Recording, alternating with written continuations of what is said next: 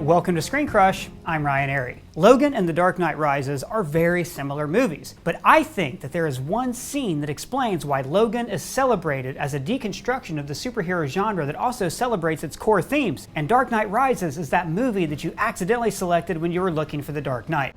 You just couldn't let me go, could you? First, let's look at their many similarities. Each movie features an older hero who is well past their prime due to physical infirmities. They're introduced to the audience while being robbed as a way to highlight how far they've fallen from their heroic heights. Each hero is mourning the loss of their loved ones and no longer believes the world needs a hero like them. They're depressed and waiting to die. There is an older English mentor figure who encourages them to lead a normal life, and this person is also concealing a secret, either from the hero or the audience. Rachel choosing Dent and what really happened to the X-Men. There's also a young woman who is pulling them back toward the life of a hero. This woman will eventually become their family. Each hero's career was built partly on lies. They have haunted pasts and are taking the blame for the murder of a good guy. The Batman takes the heat for Harvey Dent's murder, and Charles assumes that Logan killed all the people at the school. Logan,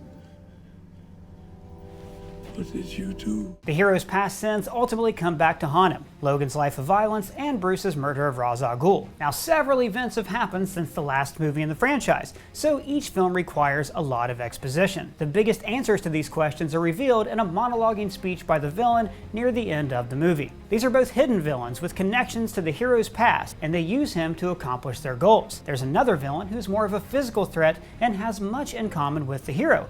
X-24 is a clone of Logan, while Bane and Bruce were both trained by the League of Shadows. The villain ultimately uses the hero's powers against him, even though the heroes no longer want to use their abilities. Dr. Rice uses Logan's DNA to create X-24, while Bane converts Bruce's fusion reactor into a bomb. The hero is aided by the villain's victims who believe in the hero when he doesn't believe in himself. The hero also saves a bunch of orphans in the movie's climax. And the hero is also aided by a bunch of people who, up until very recently, were held captive. The hero ultimately wins by inspiring others to become heroes like himself.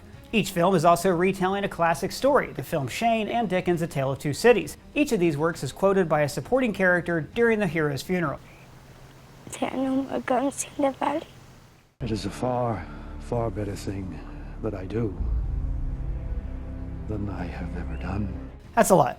So, what is the one scene where I think defines each movie's strengths and weaknesses? Well, that's when the hero overcomes his fear of death and risks his life to save his community. First, let's talk about Logan. Now, this is a deceptively straightforward road movie. The characters have a simple goal, to get from here to there. But director James Mangold uses this simple framework to explore complex themes of fatherhood, past sins, heroism, and legacy. Logan is someone who does not want to be a hero. He suffered the consequences of heroism. He's killed the woman he loves and watched all his friends die twice, once in an alternate future and then again because of Charles's seizure. Now, all through Logan, he refuses the mantle of heroism, even mocking his past adventures. You do know they're all bullshit, right? I mean, maybe a quarter of it happened, and not like this. The audience thinks this is because he's tired of being a hero, and he just wants to die in peace on a boat at sea. But the night before the orphans escape, he tells Laura the truth. Bad shit happens to people I care about. You understand me? The X-Kids want Logan to be the hero they read about in the comics, the action figure that this one carries around with him. They shave him down to emulate the Wolverine that we all know from the comics. But it's a shallow, physical transformation. Deep down, Logan doesn't believe he has the right to help people because he's killed so many in the past. Now, all through the movie, he pushes Laura away. Maybe she reminds him of Rogue, another young girl he watched out for who died on his watch. But he didn't push Laura away because he didn't care. It's because he was afraid to care. But that all changes the next morning when he sees the Reavers trucks approaching the kids. Seeing these trucks gives Logan a simple choice: life or death. The kids will die if he does nothing. So he runs up the hill. He's out of breath, hobbled like an old man. He knows he can't do this without the drug, and this drug will kill him. So we cut away to the X-Kids fighting off the Reavers, but they're overwhelmed. They're not enough. They're going to fail. And then, bursting through the wilderness is Wolverine, like we haven't seen him in this movie. He's a f***ing savage, a beast. And if this were any actor besides Hugh Jackman, this would look really stupid.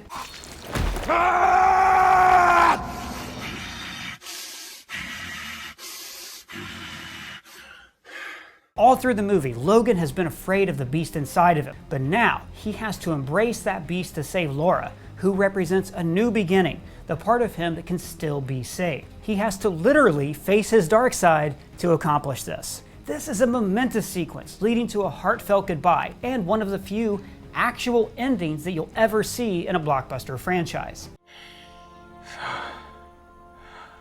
This is what it feels like. So now let's talk about The Dark Knight Rises, which tries to cram a sprawling epic into a 2.5-hour film. You're gonna hear that word a lot, cram, because this movie is way too much. It combines 3 Batman stories from the comics. Dark Knight Returns, where an elderly Bruce Wayne comes out of retirement, Nightfall, where Bane releases all of Batman's villains to wear him down and eventually break his spine, and No Man's Land, where Gotham was destroyed by an earthquake and divvied up by warlords. Any one of these stories would have made a great movie, but all 3?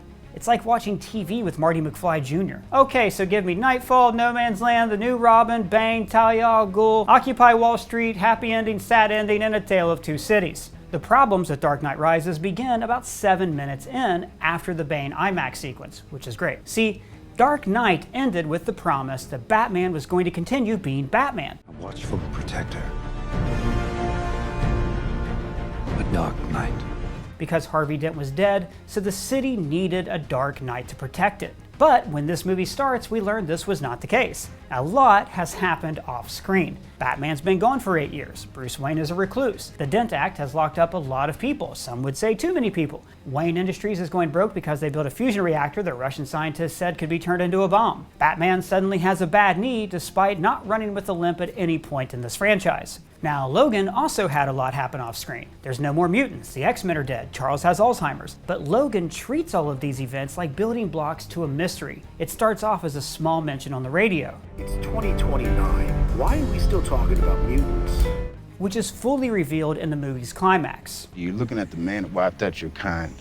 Whereas in The Dark Knight Rises, for the first 30 minutes, characters are filling in the gaps with clunky expository dialogue. The Dent Act gave law enforcement teeth. 1,000 inmates in Blackgate. You know, I heard he had an accident. Talk to a man who threw away your... Took the kids and left for Cleveland. And then just vanishes. Wayne Foundation stopped funding boys' homes. He was trained by Ra's al Ghul. And the film is trying to balance all of this with introducing new characters, like Bane, Blake, and Selina Kyle. I mean, this movie takes place over a series of months. But it's all Cronenberg together, so none of the plot lines have room to breathe. The one heroic scene, the counterpoint to Logan's sacrifice, proves my point. And that scene must be, of course, the moment when Batman sacrifices his life to save his city from a nuclear explosion. Thematically, it fits, right? The nuclear bomb was a fusion reactor intended to help the city, just like how the Batman was invented to help Gotham, but his tools were ultimately used to conquer it, thereby proving that Bruce must leave behind a life of violence in order to truly help people. The city needs Bruce Wayne. Except, that's not the scene where Bruce Wayne heroically risks his life to save his people. He had an autopilot rigged up and bailed off camera. So he doesn't risk anything and his sacrifice is undermined by this stupid happy ending that Alfred already foreshadowed with his stupid Good Will Hunting monologue. I had this fantasy that I would look across the tables. You won't be there. You wouldn't say anything to me. No goodbye, no see you later, no nothing. That you were happy. So if this death isn't the counterpoint to Logan's sacrifice, what is? Well, it's a capstone to one of the silliest sequences in the movie. Bruce rises from the pit. Get it? Dark Knight Rises? And actually, my assistant manager, Doug, technically my boss, had some thoughts on this video. Doug, what do you think? Yes, look, no one can deny that Nolan's influence on the superhero genre transcends any one movie, but don't you think that he could have stuck the landing just a little bit better? Guys, let me know if you agree with Doug in the comments below. Okay, so let's break down the stuff in the pit and why it doesn't work.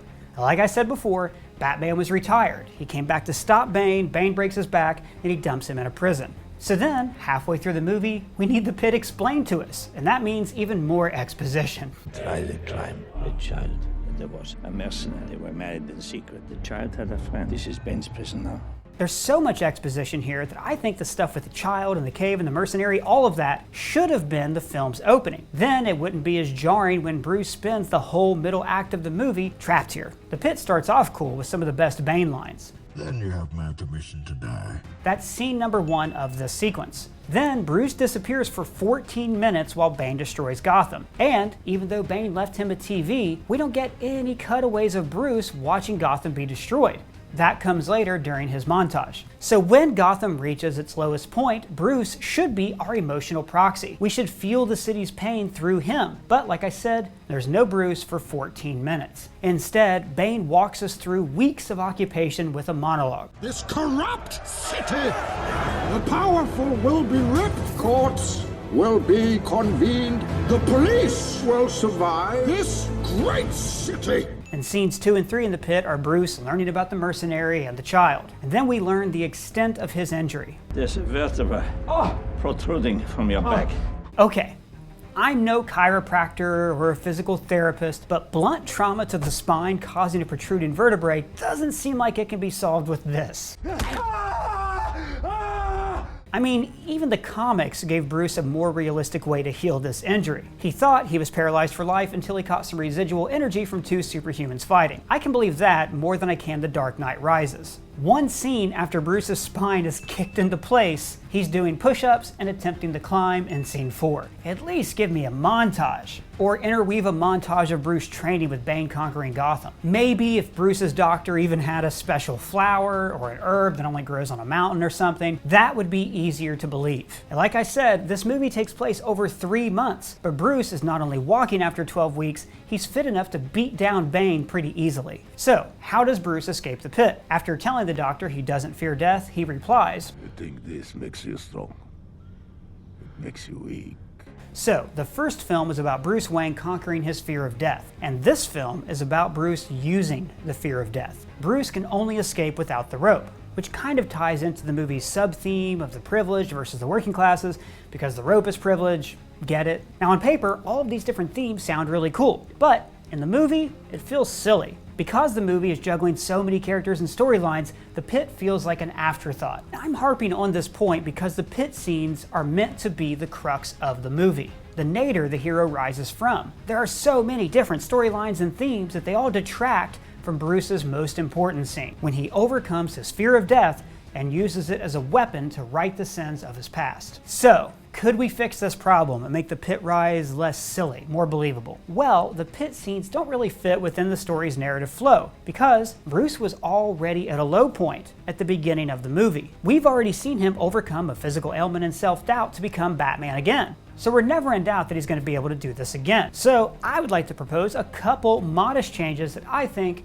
could have streamlined this movie. I mean, look, I don't want to tell Christopher Nolan how to do his job. He's a genius, and this movie was just a misfire that I think would be easy to fix. Number 1, Bruce Wayne has never stopped being Batman. In fact, now he's mostly Batman. In the years since Rachel's death, he's doubled down on fighting crime and fully neglects his life as Bruce Wayne. But the years of fighting are starting to take a physical toll on him, and Alfred leaves him, just like in this movie. And then Bane shows up in the film. He breaks the inmates out of Blackgate and Arkham, and Bruce is forced to fight off all the worst criminals he's ever faced. And he does this without sidekicks or help from the cops, because the cops are still hunting him for Harvey Dent's murder. Then, just like in the comics, Bane breaks into the mansion and manhandles Batman, breaking his spine. But here's the thing, that's the end of the movie. That's right, we're splitting this baby into 2 parts, a practice begun by Harry Potter and perfected by the Avengers. So the next movie begins with Bruce in the pit, while Gotham is under siege. This gives the movie time to breathe and introduce new characters who can carry on Bruce's legacy.